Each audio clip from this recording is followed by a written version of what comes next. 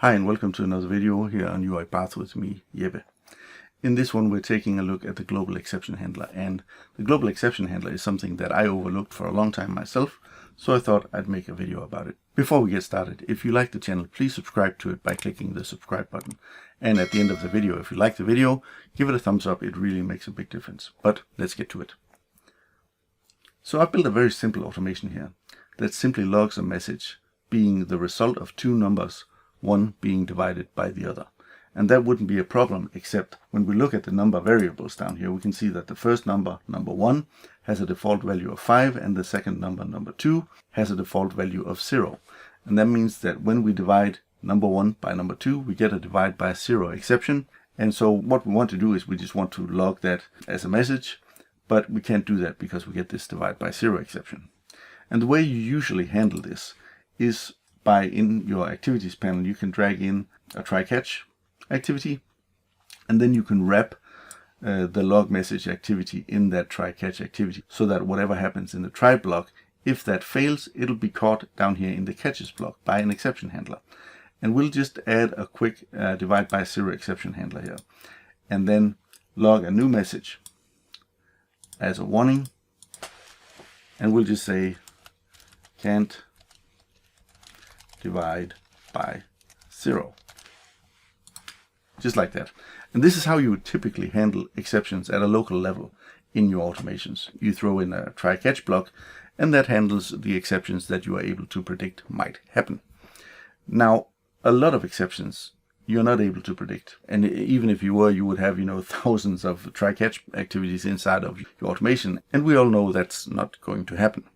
So what you can do is you can sort of wrap your entire automation inside a sort of a logical try-catch block. And that's called a global exception handler. But I'll just show you what happens when I run this automation. We can see that it tries to divide by 0, and because it fails, it goes to the catches block and logs this message can't divide by 0, and we can see that down here in my output panel. So if I added another activity to this automation up here in the try block, I'll just drag in a click activity here. And then our good old friend, the calculator, is once again going to be the victim of our demo. So I'll indicate on screen and click the 1 button to indicate that I want the automation to click the 1 button. If we edit this selector, we can see that it validates okay. But if I modify the selector just a little bit so that it clicks or tries to click the 1, 2, 3 button instead of the 1 button, we can see that the validation fails. And that means the automation will fail. Now, in our catches block down here, we only have a catch block for divide by 0 exceptions, not for selector not found exceptions, which is what this would cause. So if I run the automation again, we can see that it fails in a not so nice manner by throwing this selector not found exception. So we would like this to be handled by a global exception handler. So let's try and do that. I'll click OK, and I'll go to my project tab here, and we can see that all we have in our project is the main SAML file along with the Project.json file. If I now go to the new menu and click the global handler option, we are shown this dialog where we can add the new handler file to the project, and we'll just click create. And what we can see immediately is that we now have a global handler.saml file over here. What also happened behind the scenes is that our Project.json file was modified.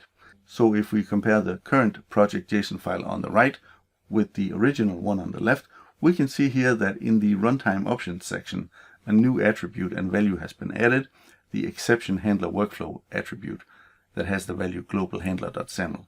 And what that means is that from now on, our automation is wired internally to forward any unhandled exceptions to the global handler workflow. So what does this mean? Well, it just means that we have a new workflow called global handler. And whenever an unhandled exception is forwarded to this workflow for handling, some information is sent along. And if we go to the arguments tab down here, we can see that we have two arguments: error info, that is an ingoing argument of type exception handler arguments, and an outgoing argument called result of type error action. And the error info argument is what we use inside our global handler to determine what to do next. It contains a load of information about, what caused the exception to occur, what activity caused it, and stuff like that. The result, the outgoing argument here, is a signal from within the global handler to the activity where the exception occurred about what to do next. So we can tell that activity to retry itself or to abort or whatever we want to do. And that's what these two arguments are used for. So if I hide this pane again, we can see the global exception handler itself. And it consists of just two activities right now. One activity is a simple log message activity that simply logs the string representation of the exception property of the error info object. That's a mouthful. But it's simply a string representation of what is this error I see before me. The other activity is a simple if activity. It looks like a fancy activity, but really it is just an if activity with an annotation here. And if we hide the annotation, we can see, yeah, this is just an if activity. We'll just show the annotation again. We kind of like that. So inside this if activity, there's a condition and then a then section and an else section, just as in any other if activity. The condition here is that if the error info.retry count property is less than 3, then we will go down this route where we will actually send back an error action message telling the activity to retry itself. If the retry count is 3 or more, we'll go down this route where we will send back to the activity that it should be aborted. And this will in fact cause the exact same type of error that we saw before. It'll just do it from one central place, and whatever we want to do before failing miserably, could be sending out an email or doing something to alert someone that something is not as it should be. So what happens is whenever an unhandled exception occurs inside our workflow, internally the runtime tracks how many retries has occurred already. So it increments this retry count property every time a retry is fired. So it'll try to do it 3 times and then finally it'll fail. So instead of this very long error message being printed, we'll just type in error occurred, right? And then finally on the third retry attempt, we will actually get the normal error message. So what will happen now is when we run the automation, it's going to try to click the 1 button, it's going to fail, and it's going to try to do it again and again and again, and then finally fail altogether because it's not going to find the 1, 2, 3 button. So let's try and run it.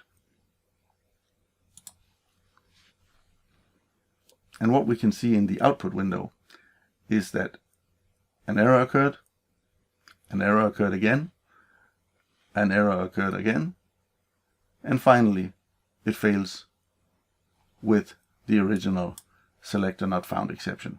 But it failed in a central place. It failed here in our global exception handler.